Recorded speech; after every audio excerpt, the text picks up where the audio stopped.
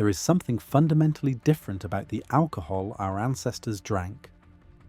When a Viking warrior drank mead before battle, or a medieval monk sipped his evening cup, they weren't just getting drunk. They were consuming a beverage that had been fermented for months, sometimes years, using wild honey, herbs, and natural yeasts. It gave them energy, supported their immune systems, and caused almost none of the brutal hangovers, liver damage, and gut problems that modern alcohol creates. Today, you drink a few beers or a couple of cocktails, and the next morning you feel poisoned. Headache, nausea, brain fog, inflammation. Your body is telling you something. It's telling you that what you drank isn't food. It's a chemical cocktail designed for rapid intoxication and maximum profit, stripped of everything that made traditional alcohol safe and even beneficial. Medieval mead wasn't just a drink. It was a fermented superfood, rich in probiotics, enzymes, antioxidants, and micronutrients. Modern liquor is the opposite. It's distilled, filtered, loaded with additives, and consumed in ways that wreck your gut, spike your blood sugar, and inflame your liver. The difference isn't subtle. It's the difference between nourishment and poison. In 1923, archaeologists excavating a Bronze Age burial site in Germany discovered sealed ceramic vessels buried alongside a chieftain. When they opened the vessels, they found residue. Chemical analysis revealed it was mead, over 3,000 years old. But what shocked researchers was the complexity of the mixture. It wasn't just honey and water. There were traces of medicinal herbs, meadowsweet, mugwort, yarrow, and wild yeasts that don't exist in modern commercial fermentation. Further analysis showed that the mead had been aged for at least 2 years before burial, allowing the flavors to develop and the fermentation to produce a spectrum of organic acids, esters, and phenolic compounds. This wasn't a primitive beverage. It was a sophisticated, multi-ingredient elixir that required knowledge, patience, and intention. Compare that to the vodka in your freezer or the Indian Pale Ale in your fridge. Those beverages are engineered to be made fast, sold cheap, and consumed quickly. There's no aging, no complexity, no health benefit. Just ethanol, water, and a list of chemicals you can't pronounce. Before we continue, leave a comment. Do you enjoy having a drink? And if so, have you noticed that hangovers feel worse as you get older? Or that even small amounts leave you feeling off the next day? Let us know, because what you're about to learn will explain exactly why your body reacts the way it does, and why medieval drinkers didn't have that problem. Let's start with the most critical element. The foundation of medieval mead was raw, unpasteurized honey. Raw honey is a living substance. It contains over 200 bioactive compounds, enzymes like glucose oxidase and diastase, antioxidants, vitamins, minerals, and beneficial bacteria.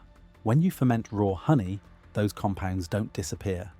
They interact with the yeast, creating new compounds, organic acids, and probiotics. The result is a drink that's biologically active. It supports your gut microbiome, reduces inflammation, and even has antimicrobial properties. Mead was essentially a probiotic tonic with some alcohol in it. Modern alcohol? It starts with industrial sugar, corn syrup, or highly processed grains. Beer is made from malted barley that's been kilned at high heat, destroying most of the enzymes. Wine is made from grapes that are sprayed with pesticides and fermented with commercial yeast strains selected for speed, not quality. Spirits are distilled, which removes everything except ethanol and water. Then they add flavorings, colorings, and preservatives. There's nothing alive in modern alcohol. No enzymes, no probiotics, no beneficial compounds, just ethanol and chemicals. But what really makes the difference is the fermentation process. Medieval mead was fermented slowly, using wild yeasts from the environment. The honey water mixture, called must, was left in wooden barrels or clay vessels, often outdoors or in cool cellars. Wild yeasts from the air, the wood, and the honey itself began fermentation naturally. This process took weeks, sometimes months. The slow fermentation allowed different strains of yeast and bacteria to work in sequence. First, certain yeasts converted sugars into alcohol. Then lactic acid bacteria moved in, producing lactic acid, which lowered the pH and added tartness. The result was a complex layered flavor and a beverage full of diverse microbes. This microbial diversity is incredibly important for your gut. When you drink something fermented with wild cultures, you're introducing beneficial bacteria that support digestion, immunity, and even mental health. Modern alcohol is fermented with single-strain commercial yeasts. These yeasts are lab-cultivated for one purpose: to convert sugar into alcohol as fast as possible. Fermentation is complete in days, not months. The result is a one-dimensional beverage with no microbial complexity and none of the health benefits that come from traditional fermentation. Worse, modern alcohol is often pasteurized or filtered to kill any remaining yeast or bacteria, ensuring that absolutely nothing alive remains. Medieval mead was also infused with herbs, not for flavor alone, but for medicinal properties. Meadowsweet was used to reduce inflammation and soothe the stomach. Yarrow supported digestion and liver function. Mugwort was believed to enhance dreams and relaxation. Hops, later used in beer, were originally added for their sedative and preservative effects. These herbs didn't just add complexity, they added compounds that counteracted some of the negative effects of alcohol. Meadowsweet, for example, contains salicylic acid, the same compound aspirin is based on. It reduces inflammation and can prevent the headaches associated with hangovers. Medieval brewers didn't know the chemistry, but they knew from experience that certain herbs made the drink smoother, easier on the body, and more pleasant the next day. Modern alcohol has none of this. The only additives are for colour, shelf life, or to mask poor quality ingredients. Caramel colouring in whiskey, sulfites in wine to prevent spoilage, artificial flavours in flavoured vodkas. These additives don't help your body. They stress your liver, trigger allergic reactions, and add to the toxic load. Another crucial part everyone forgets is the sugar content and how it affects your body. Medieval mead started with honey, which is a mix of glucose and fructose.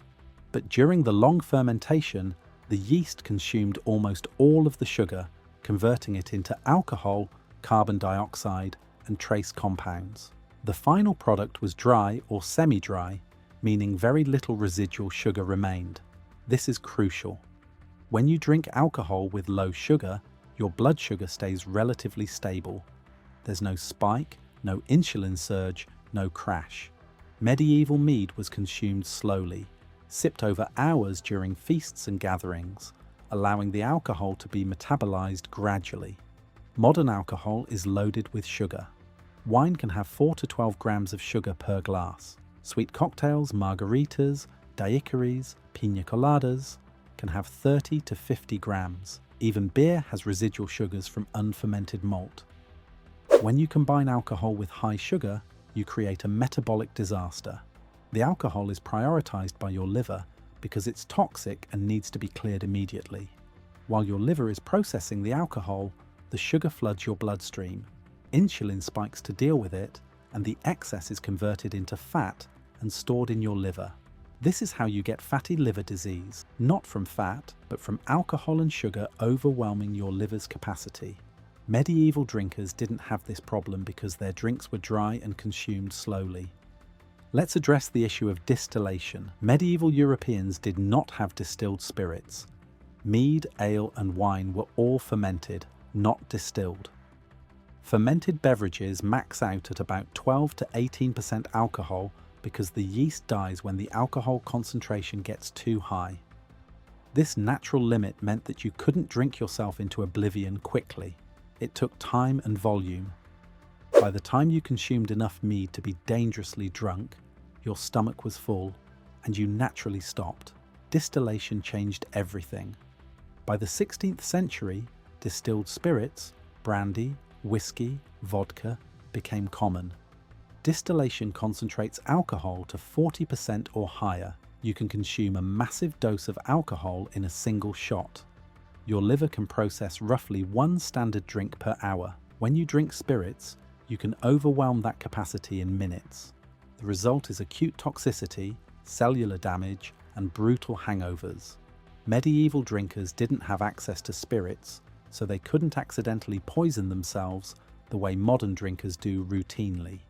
The alcohol content was self-limiting, and the beverages were consumed in a social, ritualized context that discouraged binge drinking. There's another factor that's almost never discussed. Medieval mead was aged. After fermentation, mead was transferred to barrels and left to mature for months or years. During aging, harsh compounds mellowed, flavors developed, and unwanted byproducts like methanol and fusel alcohols broke down or oxidized into less harmful substances. Aged mead was smooth, complex, and much easier on the body. Modern alcohol is rarely aged properly. Beer is rushed to market in weeks. Wine is often released within months. Even spirits that claim to be aged are sometimes artificially aged using additives, oak chips, or accelerated processes that mimic the color and flavor of aging, but skip the chemical transformations that actually make the alcohol safer to drink. The result is a harsher product with higher concentrations of toxic byproducts. These byproducts, congeners, are a major cause of hangovers. Cheap vodka, dark rum, and bourbon are loaded with congeners. Medieval mead had time for these compounds to break down or be consumed by bacteria during aging. Modern alcohol doesn't. Hydration and electrolytes are another thing people don't understand about liquor. Alcohol is a diuretic. It makes you urinate more, which depletes water and electrolytes. Medieval mead, especially when made with herbs and honey, contained trace minerals, potassium, magnesium, calcium from the honey and herbs. When consumed alongside food, which was always the case in medieval feasts, the drink provided some degree of electrolyte replacement. The honey also contains simple sugars that, while mostly fermented, leave behind compounds that support hydration and energy metabolism. Modern alcohol is consumed differently, often on an empty stomach, often without water. And the alcohol itself, especially spirits and sugary cocktails, contains nothing beneficial. No minerals, no vitamins, just ethanol, sugar, and additives. The dehydration is worse because there's nothing in the drink to mitigate it. This is why modern hangovers feel so severe. You're not just dealing with the alcohol, you're dealing with dehydration, electrolyte imbalance, and blood sugar crashes all at once. Medieval drinking culture was also fundamentally different. Mead and ale were consumed during meals, at feasts, in communal settings. Drinking was social and ritualized. You drank with food, with conversation, over hours. There was no concept of drinking to get drunk as quickly as possible. Drunkenness happened, but it was not the only goal. The pace of drinking was slow. The alcohol was absorbed gradually. Your liver could keep up. Modern drinking culture is the opposite. Pre-gaming before going out. Shots at the bar, chugging contests, binge drinking on weekends to blow off steam. The goal is intoxication, fast. This behavior is not just cultural. It's encouraged by the alcohol industry, which profits from volume. The faster you drink, the more you buy. The more you buy, the more money they make. Medieval drinking was about community, celebration, and nourishment. Modern drinking is about escapism, intoxication, and consumption. There's also the matter of what you eat. Medieval feasts included fatty meats, bread, cheese, vegetables, and stews.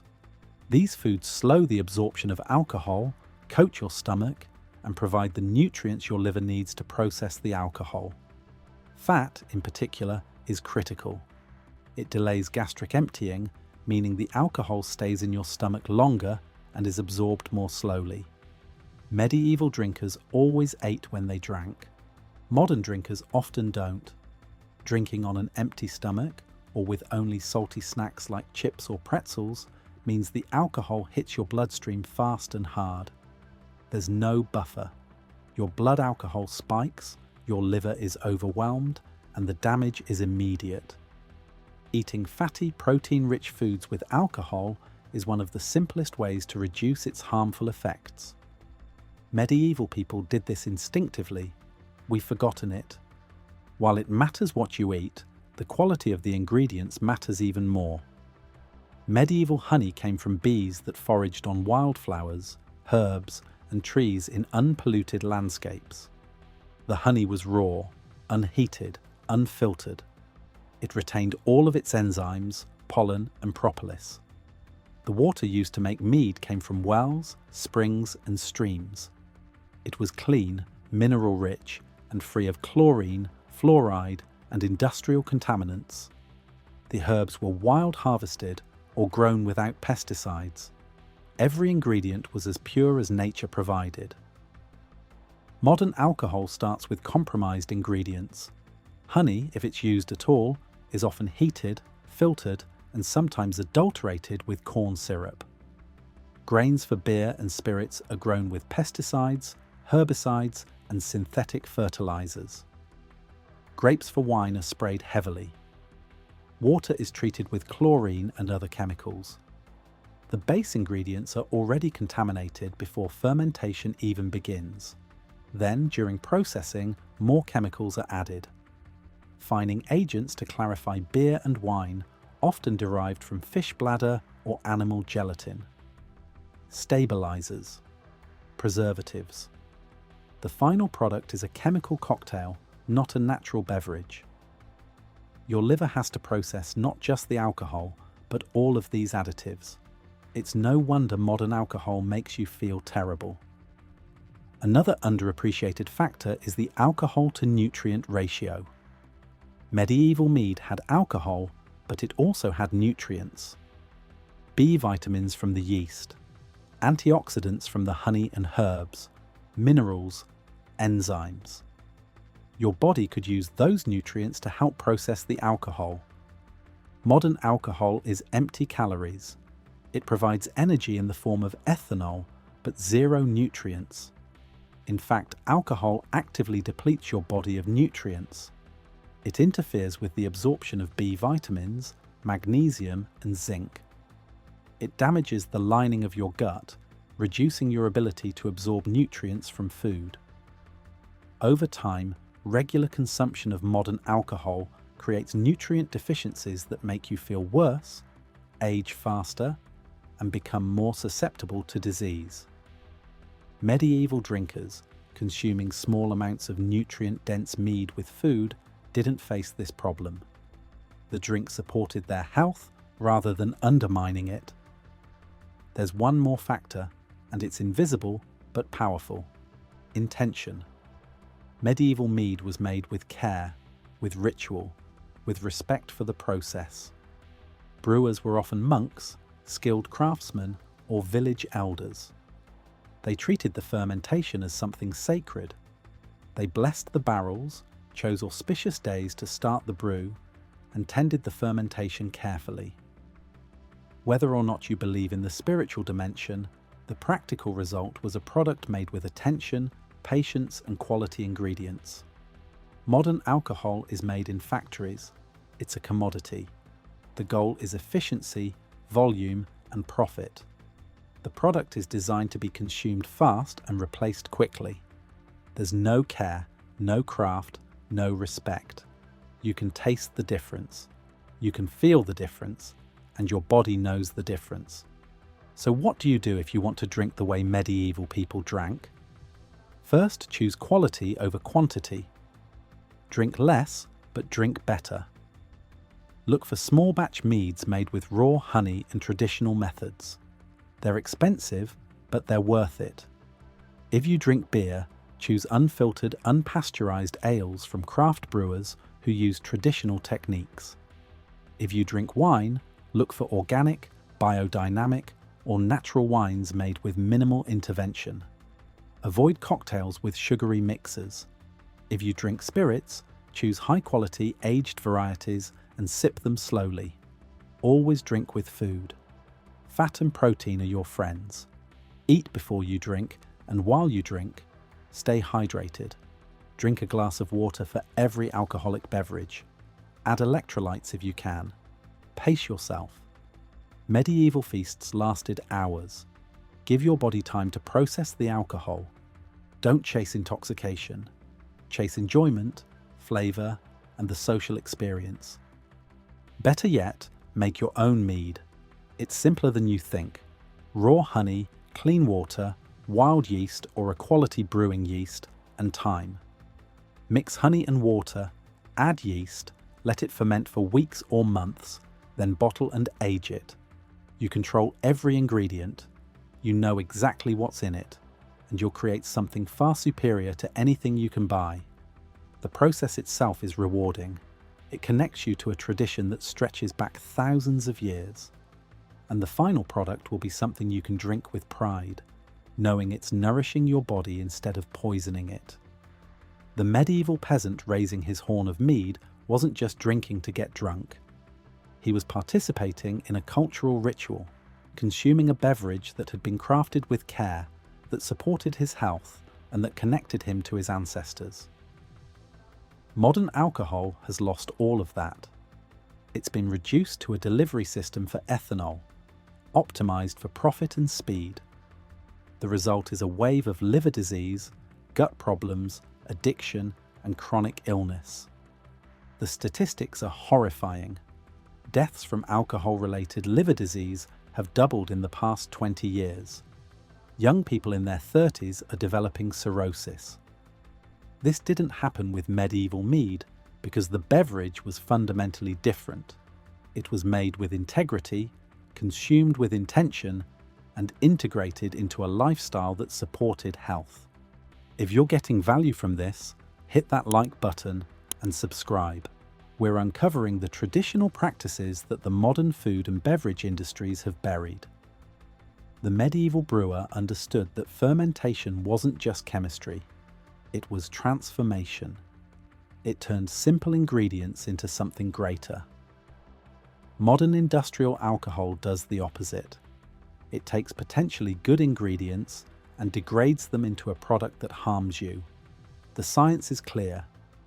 Traditional fermentation, wild cultures, raw ingredients, slow aging, and mindful consumption create a beverage that your body can handle. Industrial production, chemical additives, rapid fermentation, and binge drinking create a poison. You have a choice. You can continue drinking what the industry sells you, or you can reclaim the knowledge our ancestors had. Knowledge that produced drinks worthy of celebration, not regret. Subscribe, and let's keep digging.